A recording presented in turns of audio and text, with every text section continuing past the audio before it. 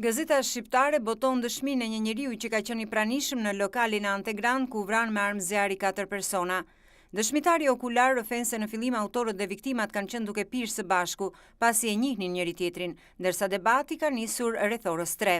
Dëshmitari rrëfen se 3 të dyshuarit se autor kanë qenë në një tavolinë, ndërsa në 2 tavolinat të tjera qëndronin 3 viktimat dhe italiani bashkë me një person tjetër në një tavolinë më tej.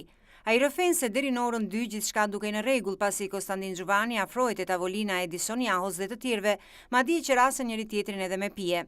Gjithçka nisi në momentin kur një prej viktimave i kërkoi diçka Konstantin Xhuvanit dhe i tha se nuk kishte leka të natë. Ky ka qenë momenti kur palët filluan të ngrinin zëra dhe të nxehnin gjakrat. Badigardi lokalit u kërkoi të dilnin jashtë dhe dëshmitari thotë se në këtë moment djali 19 vjeçar Demira i ndërhyri duke thënë se shokët e tij kishin pirë pak dhe se po i nxirrte jashtë. Por nuk e dinte askush se gjatë kësaj kohe djali i deputetes Xhuvani kishte dalë jashtë dhe kishte marrë armën e tij.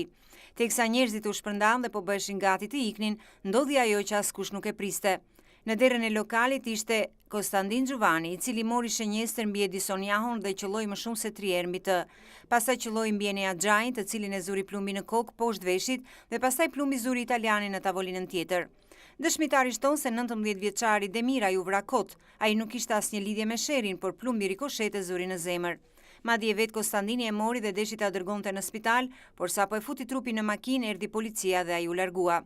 Jam shumë i sigurt, thot dëshmitari, se ishte Konstantin Xhuvani që qelloi mbi viktimat dhe asnjë tjetër nuk ka përdorur armë, pavarësisht se në lokal është gjetur edhe një pistolet tjetër.